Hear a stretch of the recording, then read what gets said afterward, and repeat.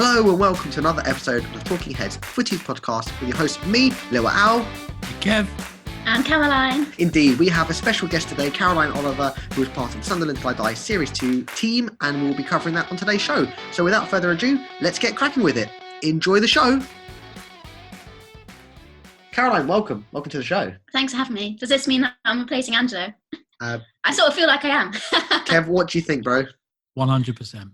Yeah, and you're out, bro. I'm really sorry about that. It was a unanimous decision. Caroline has been exceptional at bringing the beers in and the snacks, and gluten-free, and gluten-free as well, which has been really important. Just want to and thank you. She can still be the token Italian. Exactly, yeah, because she's Italian as well. Yeah, that's a great point. Exactly, great point. So, Ange, it's no hard feelings. We still love you. Yeah, you just you've been usurped basically. Bye, mate. Exactly. But look, let's get cracking with the show. We've got an obviously special guest today. You're a big part of the Sunderland Till I Die Series 2. I reckon we should take a listen to that trailer. Passion and loyalty. This is the most intense crowd in the whole country. It's terrifying. There's no other way to describe it. Who are these potential new owners? I've inherited a fragmented, disillusioned team. Did I believe in what we were doing as a club? Absolutely not. This club recently went 12 months without winning a single game here. The football club being sustainable is integral to the happiness of the entire city. This is what stops people crying in church. If we're going to get this club turned around, it has to be done now. We might have a problem. There are other clubs interested in a lot of our players. The bigger issue is whether they actually want to stay. There's so much at stake. This is a highlight of my career as a player for Sunderland. We've got 2 kids, and what if? You just don't know what's going to happen next. Our fans, this is their money going into the football club. They trust us. So what are our middle management doing? We're still in a firefight. This was It is a failed up business. And unless you guys understand that, you'll never make it in this world. This football club is going to kill me. To harness the passion of the fans. Time for a rebirth of this football club and the renaissance of Sunderland. That intensity and that emotional support can be like an unstoppable force. Sunderland is emotionally tough. When it's bad, it is a place of despair. When it's good, you are absolutely invincible.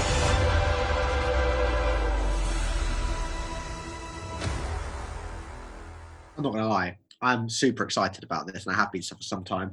I know, Kev, you watched the first series, didn't you, bro? I did, yeah, and it was quite engaging. It was quite a good insight, and it was really quite fun to watch. Definitely, and I fully agree with you on that one. Honestly, listening back to that, it makes the hairs on the back of my neck stand on end. Honestly, it was a fab time, and I'm happy to talk to you guys about it today. It's going to be great. Oh, indeed. First of all, we'll go for, season 1 documented the 2017-18 campaign, during which Sunderland were relegated from the Championship, and it showed the repercussions for the club and the community. Season 2 gives you access to the club during the 18-19 season with the new owners, new manager, and Sunderland are looking to reinvent themselves and gain promotion from League One. So, Caroline, what was your involvement with Season 2? So I was what the TV world calls a researcher. So essentially I was up in Sunderland for 7 months. It was a long time. I did come back at the weekend, thankfully. Kept me sane. But I was living in a hotel for 7 months. And essentially we're based at Black Cat House, which is where the ticket office is. And we were essentially following stories with the managers, the owners, fans, and obviously the games, the footballers as well. So yeah, I mean, it was a load of fun. There were about sort of 10, 11 of us up there filming. Oh, okay. Yeah, so it was great. I can imagine so. I mean, obviously there's been other sort of like football documentaries based around clubs. We've seen obviously Manchester City produce one as well. But what do you think makes a successful documentary, and why has the Sunderland Till I Die series been such a sort of like revelation? So the kind of documentary that Sunderland Till I Die is what we call an Access observational documentary series. So you've got the access, the club has sort of given you the go-ahead to be there. And in order to make a good documentary like that, you have to have what I call 360 access, in that you've got the stories of the managers, you've got the stories of the fans, you've got stories of the players, and everything else in between. And that's essentially what we had. I do feel that there are a few other sort of sports documentaries out there that don't really do it the way we do. I don't know if you guys agree. I mean, do you think some of that's down to the sort of like turmoil that is Sunderland Football Club? I think it's down to having trust, actually, between the club and the production company. That certainly was there. They trusted us to make the documentary. The transparency was there when things were sort of at a low point. You know, we were there to capture the action, but ultimately as well, when things were sort of on the up, we were able to capture that as well. And I think that was essentially what made it, you know, the documentary series that it was and will be for series 2. I mean, how much of the success of the show do you think it is down to being on like Netflix, for example? Well, I mean, you know, when you go for an interview and you're told this is going to be on Netflix, that's a pretty good thing. You know, it's something that you want to get involved with straight away. I had never done anything on Netflix before. I've only ever worked on British TV, sort of BBC, Channel 4, ITV, that kind of thing. But when Netflix comes calling, it's something that you want to get involved with. It's international. You've ultimately got that big reach of potentially viewers that aren't even interested or know much about football. And again, coming back to your question before about what makes a good documentary series, it is being able to reach the sorts of audiences that wouldn't really be interested in football, because, you know, there are other stories in the documentary that are interesting, you know. So yeah, I'm really grateful to have worked on it, to be honest. And you know, Netflix is a great broadcaster to be sort of associated with. I mean, it must have been a massive challenge to put that show together, the documentary. What were the biggest hurdles you had to overcome in order to produce such a quality piece? I mean, you know, it's a documentary, so you never know what's going to happen. You never know, you know, if they're going to win. You never know if they're going to lose. And we have to prepare for either sort of eventuality. You know, sometimes the fans might be a little bit sort of more negative than you might have wanted to capture, but it's just the way it's going to go, and you have to build up that trust with the fans to get the access to them at a low point, you know, and that is a challenge that any sort of documentary maker has, but especially with a football club like Sunderland. They're an emotional bunch, I must say. They really are. Yeah, I mean, you talk about access, but were there any areas you would have liked to have explored that weren't? I mean, something for me on a personal level, I don't know about the rest of the team, but I really wanted to sort of tap into the women's side of football, just because they had a big story themselves at the time. They didn't have enough money and they had to fall down 2 leagues. Oh, damn. Yeah. Wow. It wasn't really that well documented, and it's something that I wanted to sort of, you know, have access to for the series. So I went along one evening. That was a nice thing. We were always encouraged to try and follow stories and to meet people, which is, you know, what it's about. And I went along and met them, and, you know, we didn't have time in the end. It was about the first team, and that was that. But, you know, maybe there will be a future series or something, you know, along that sort of line. Well, maybe you could produce it, Caroline. Yeah, maybe so. I should say so. Right? Obviously, at the core of this documentary, you obviously have the football club, but a massive part of this is obviously the fans. So what was the production company's, you know, relationship with the fans, given obviously there were going to be high times and low times, and they would have obviously experienced season 1 already? Sure. So we had Peter and Andy, you know, they were kind of 2 of my favourite fans, I would say, and they featured in series 1 as well. I mean, they were great guys. They gave us so much sort of access, and they were always willing to go the extra mile for us. For example, I'll never forget joining Andy at 5 a.m. in the morning, going to, it was tough, going up to Newcastle to film him at work, to create a little bit of a scene. And, you know, but you don't, it's about building up that level of trust. Ultimately, that's what it's about, because you need people to trust who you are, because you are telling their story at the end of the day. So, yeah, I mean, the trust was there. Obviously, we had done series 1. I wasn't involved with that. But, you know, everyone knew who we were. and what we wanted to get out of it. So that helped a lot, I would say. Okay. I mean, you've already answered this question to an extent, but from the contributors that you met, did you have any favourites? And why were they your favourites? I mean, listen, they all have a place in my heart, right? They were great. They were fantastic. We would even join them for a few beers sometimes, during the week. That was lovely. It was nice to be able to do that. But yeah, I mean, like I say, I'll never forget sort of driving with Andy to his work at 5 a.m. It was kind of crazy, and it's something that you wouldn't do otherwise.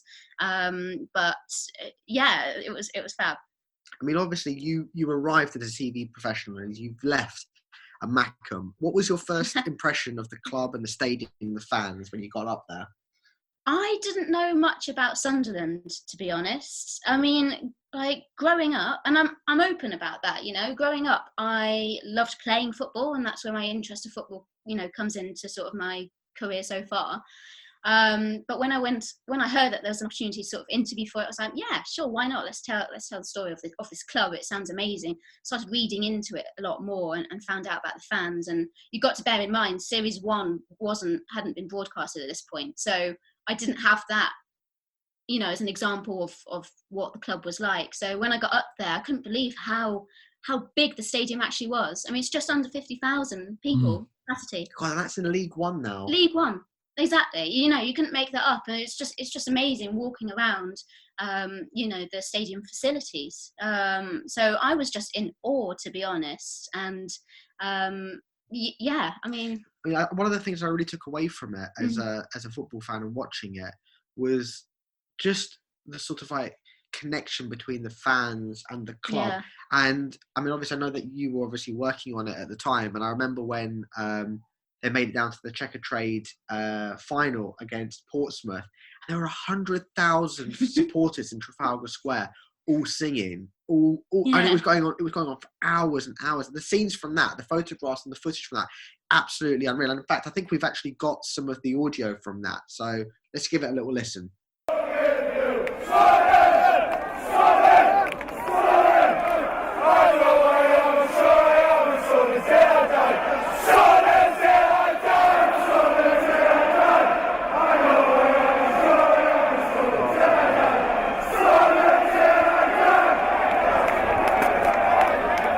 Absolutely unreal. I think it's amazing. I mean, you can't buy fans like that. That's just pure passion there. Yeah, I mean, I've had obviously I've had Sunderland come down to Arsenal, and I've seen them play at at Highbury and at the Emirates, and the fans were insane. But what was it like on a Saturday afternoon in the stadium? I can imagine it was pretty intense. I mean, it was electric. It really was. Every Saturday, bearing in mind this is League One, there would be an average of sort of 30,000 people in attendance. I mean, that's still good. That's more than what some Premier League clubs are getting at the moment. Man City. So, it was fantastic. You've got the Roker end. That was the end where they were all singing constantly. That's a proper passionate end. And then you've got the families as well. It was just brilliant, and obviously you're always going to attract all the fans when you've got a camera, and they know your Netflix and everything. But they're absolutely brilliant, and I couldn't have wished for a better club to do a documentary on, to be honest. I mean, look, I know from living with you and being your boyfriend, for my sins. I was going to say for my sins. Now, obviously, you've taken to Sunderland to your heart, and you're really involved with now. So much so that we've been we've been home and away to Sunderland, which is absolutely brilliant. But what is it about the club that you fell in love with? I feel that ultimately it comes down to the passion of the fans. I mean, through thick and thin, if they're losing sort of 7 games on the trot, they're still going there week in, week out with the belief that they're going to go up, and make it to the Championship or make it to the Premiership or whatever, league they're in at the time. And I think that's what it boils down to. It feels like it is a community, actually, because now, I'm a self-confessed Mackem, right? I love the team. I love Sunderland. And I do feel that there is that sort of supporter sort of like network, that you can sort of reach out to on Twitter or wherever, and people understand, what you're feeling. All right. I mean, how would you describe being a Sunderland fan in 3 words? And why? That's a good question. I'd say 1, maybe traumatic. I mean, as a fan, it's been short-lived so far because I've only sort of been a fan maybe sort of 18 months or thereabouts, right? But it has been traumatic. And also, I'd say hopeful. You know, there is that hope constantly there that you're going to win week in, week out, even if you don't have the best players or, you know, the fan mentality isn't quite there. You still believe. And then I'd say maybe, the third one would be supported. Okay. You know, it is like there's a community there. And I like that. I don't know if you get that in every sort of club throughout the UK. I don't know. I mean, from my experience, we went up to Sunderland. Yeah, because you've been.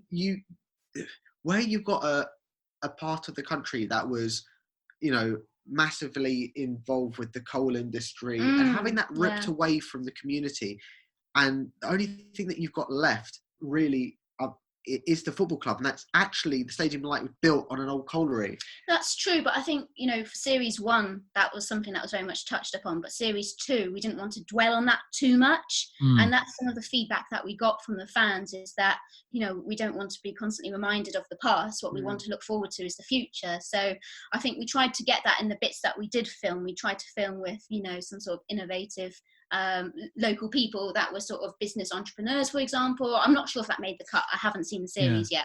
But I mean, going back to you know what Alex said with regards to being part of the community and everything else, I think you lose that the further south that you go.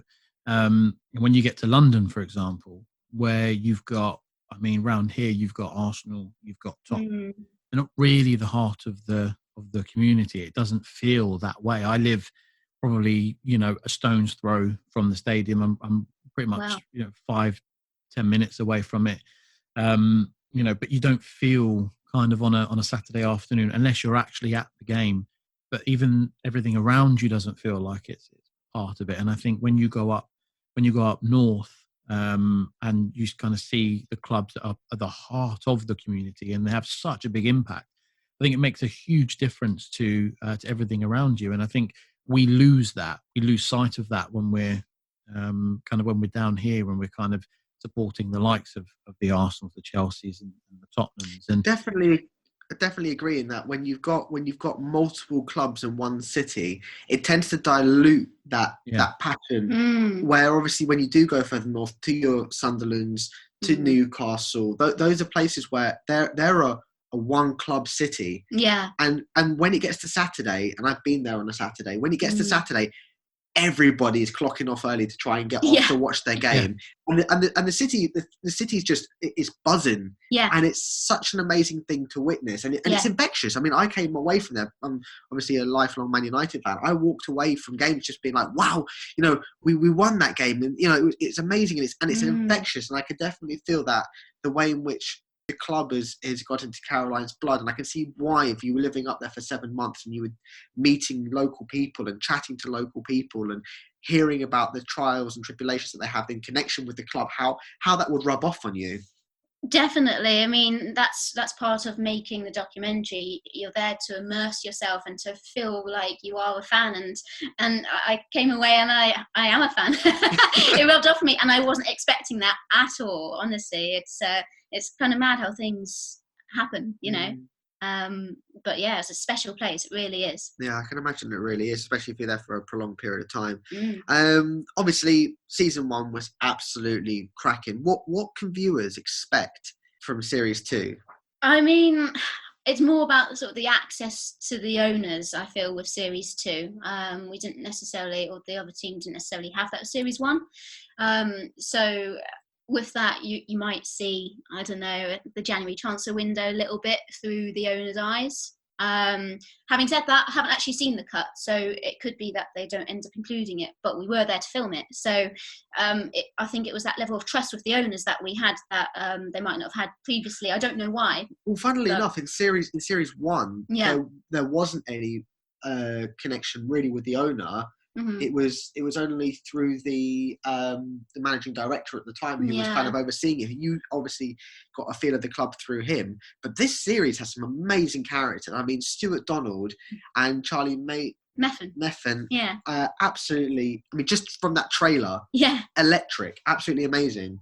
Yeah, absolutely. I feel like they really enjoyed having us there, and that comes across on camera, definitely. And that's important, really. I'm looking forward to watching it. It's important for them to tell their side of the story as well, because also often, and Kev will agree with me here, also often you get owners that are completely removed from the club, and I just don't think you can do that, especially with a club like Sunderland. The fans are invested in it, and if the owners are distant from it, I think you're starting a losing battle right there.